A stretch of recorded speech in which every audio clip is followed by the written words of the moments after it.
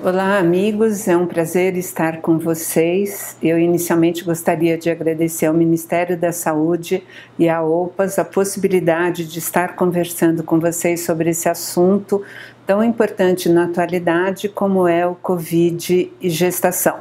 Meu nome é Rosiane Matter, eu sou professora titular do Departamento de Obstetrícia da Escola Paulista de Medicina Unifesp e coordenei o grupo de trabalho que realizou o Manual de Orientações na assistência à gestante, parturiente e puérpera na frente à pandemia com o Covid. Esse manual consta de vários capítulos que tentam abordar diversas áreas da boa assistência à gestante e à puérpera. E o capítulo que me coube falar com vocês é sobre a transmissão da doença, formas de prevenção para a gestante e para a puérpera e a preocupação da prevenção para os profissionais de saúde e, por isso, como se deve usar os EPIs.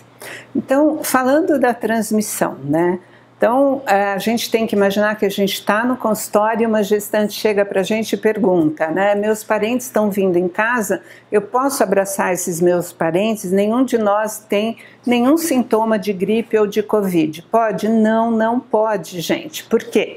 Porque a Covid ela é transmitida através de gotículas e aerossóis que a pessoa expele quando ela está falando, quando ela está tossindo, quando ela está espirrando. E essas gotículas ficam no ar um tempo muito, muito grande e ficam na gente. Então, quando você beija alguém, quando você abraça alguém, quando você aperta a mão de alguém, você está tendo a possibilidade da transmissão da doença por um contato direto. E isso a gente tem que estar falando para as gestantes e para as puérperas que elas não podem ter esse contato com nenhuma outra pessoa pelo risco da transmissão da doença.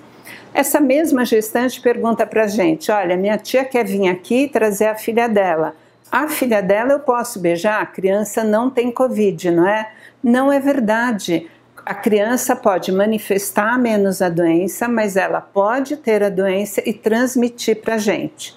Uma outra pergunta comum é, se eu estou tossindo, mas eu estou tomando cuidado de colocar minha mão na boca, na frente da boca, com isso eu estou protegendo os outros? Também não é verdade.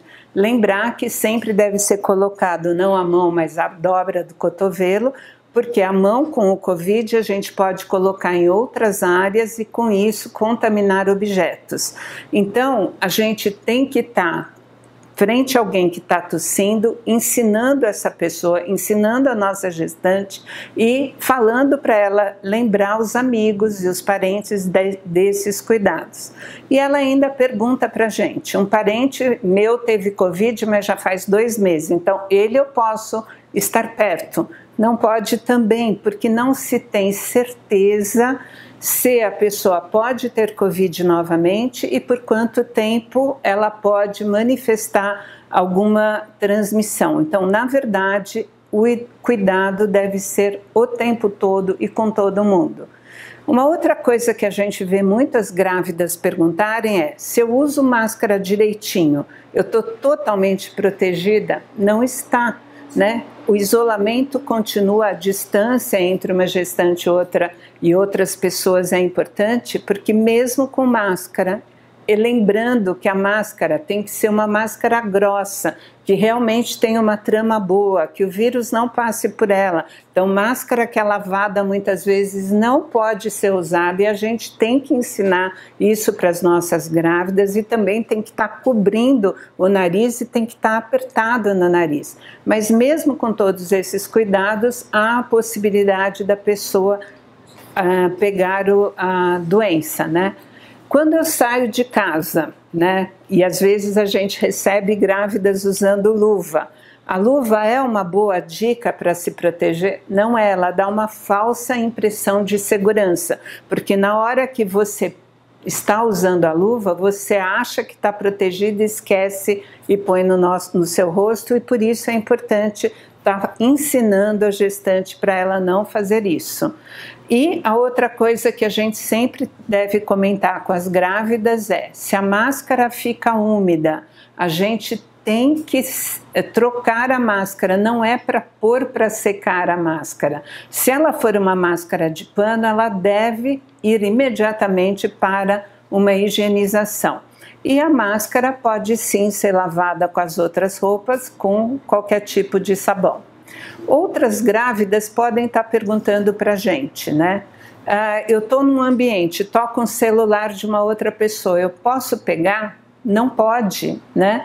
Porque a gente vai mostrar como o Covid, o SARS-CoV, o vírus se deposita em produtos, né, em objetos que podem transmitir o Covid, né? E as compras do supermercado, né? Eu posso guardar imediatamente, eu posso tocar nessas compras, também não pode, né? É chato, mas não pode, e a gente tem que ensinar a gestante sobre isso. Eu cheguei em casa da rua, eu preciso lavar minha roupa? Quanto tempo o vírus fica na roupa? Então, gente, lembrando que o contato indireto que transmite a doença, ele pode ser por diversos objetos, principalmente aqueles que muitas pessoas pegam: celular, maçaneta, corrimão, tecla de computador, tá? E se vocês forem ver, ó, no plástico o vírus fica vivo 3 dias, né? No papelão que vem do supermercado, até 1 dia. E quantas pessoas podem ter pego em algum objeto, né? E aí você levar para sua casa. E no tecido, que é o negócio da roupa, 2 horas. Então, quando você chega em casa, você não é obrigado a tomar banho, mas você tem que tirar a roupa e deixar em algum lugar que tenha um risco de não ter contato com as outras pessoas, né? Eu posso usar qualquer sabão? Pode. Isso é uma coisa que a gente tem que ensinar a gestante, a puérpera, que ela pode usar qualquer sabão, que o álcool a 70% mata o vírus, inativa o vírus rapidamente, mas que não pode pegar pano úmido com o álcool a 70%, porque dilui o álcool e aí ele deixa de funcionar.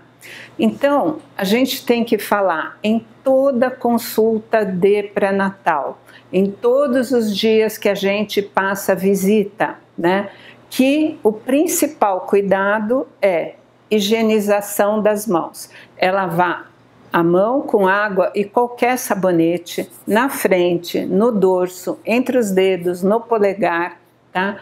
E se não houver a possibilidade disso, usar o álcool gel, né? E a gente tem que lembrar que o vírus entra nas pessoas porque ele tem essas espículas e ele é transmitido por pessoas que estão doentes, mesmo quando elas ainda estão no período de incubação e ainda não manifestaram nenhum sintoma. Aí ele vai entrar pela mucosa da boca, do nariz ou do olho, vai entrar no sangue, causar um grande processo inflamatório, né? E essa inflamação vai atingir diversas áreas da pessoa. No pulmão vai dar um quadro de pneumonia, no cérebro pode dar uma encefalite, no rim pode dar uma insuficiência renal e diálise, no intestino pode dar diarreia e nas veias pode provocar alterações que levam a um risco maior de trombose. E por que a gente está insistindo tanto nas formas de prevenção? Porque a grávida, né, que antes a gente achava que era uma pessoa que não tinha maior risco, ela tem quadros clínicos variados do Covid. Ela pode ter a sorte de ser assintomática, mas ela pode rapidamente evoluir para quadros mais graves. E isso acontece porque a grávida já é uma pessoa extremamente inflamada, que teve que usar muito o seu sistema imunológico para poder aceitar os antígenos paternos que estão no concepto, tá? Então ela já tem uma reação imunológica de inflamação muito grande que se junta à inflamação da doença.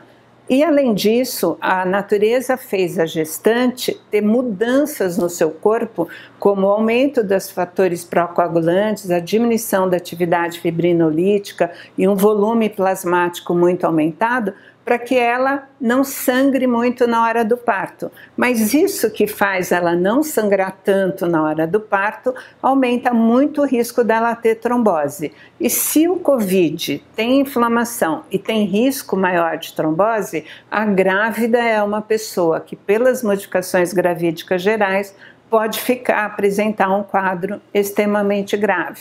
E se antes a gente, logo no começo da pandemia, achou que as grávidas não tinham quadros muito importantes, logo nós começamos a ver que as grávidas têm uma chance maior de serem hospitalizadas, de precisarem de UTI, de terem a necessidade da ventilação assistida, tem um risco maior de parto pré-termo e de cesárea, e elas resolvem aumentar o risco da morte materna, né? Elas resolvem mostrar para a gente que a doença é tão importante que houve um aumento do número de casos de morte materna, principalmente no terceiro trimestre da gravidez e no puerpério, né? E principalmente em mulheres que já tinham uma comorbidade anterior, como serem obesas ou diabéticas ou terem alguma hipertensão ou qualquer outra doença cardiovascular.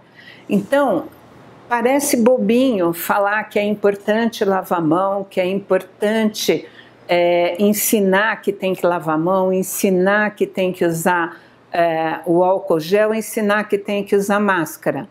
Mas nós temos que pensar que nós estamos com uma mulher que tem um risco de morrer na nossa frente e que isso que nós falamos todos os dias, todos os minutos é fundamental. A senhora tem que usar máscara, a senhora tem que lavar a mão, a senhora tem que usar o álcool gel para que a sua gravidez seja tranquila e não haja um risco maior nem para a senhora e nem para o seu filho de nascer prematuro.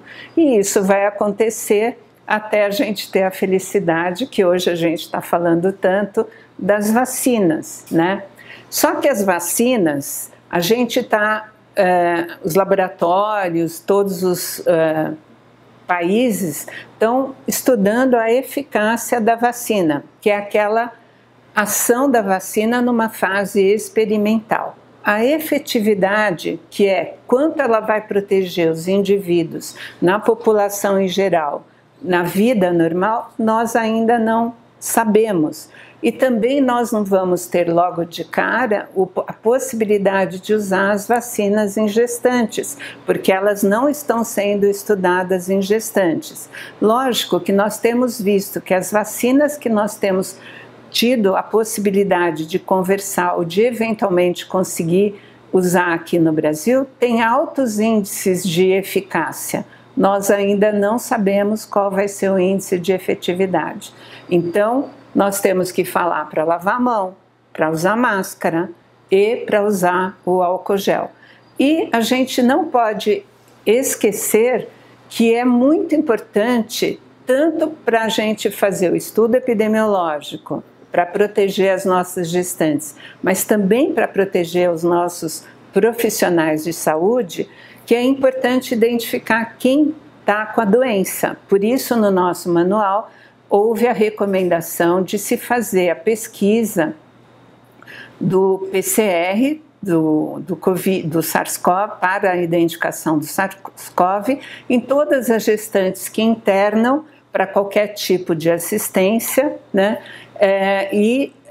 De preferência, quando ela tem algum sintoma, na hora de uma internação eletiva e quando não há possibilidade, fazer algum tempo antes, se for uma internação eletiva 3 dias antes, ou se não houver a possibilidade de ter o resultado em até 3 dias, fazer com 37 semanas para identificar os casos.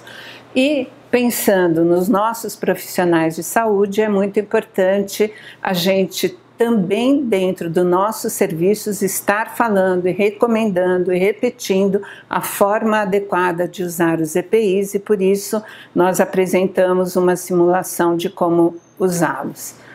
Então, qual é a importância do manual? é realmente mostrar as coisas importantes na assistência, a boa assistência gestante puérpera com Covid, né? E a gente sabe que o Brasil é um país extremamente grande e extremamente diferente. E por isso esse grupo que fez o manual está se disponibilizando a responder dúvidas que vocês eventualmente tenham. E nós vamos apresentar um e-mail para o qual vocês podem dirigir essas dúvidas e alguns de nós vamos estar o tempo todo tentando responder essas dúvidas. E provavelmente em janeiro nós vamos começar um sistema de sessão Tira Dúvidas, 1h de manhã e 1h à tarde, com os profissionais que compuseram esse grupo de trabalho, para que vocês possam discutir casos, tirar dúvidas, que sejam de Covid ou de qualquer outra doença que possa determinar uma morbidade, uma mortalidade materna. Muito obrigada e fico à disposição. E obrigada a todos que participaram do grupo de trabalho, que são as instituições aqui presentes.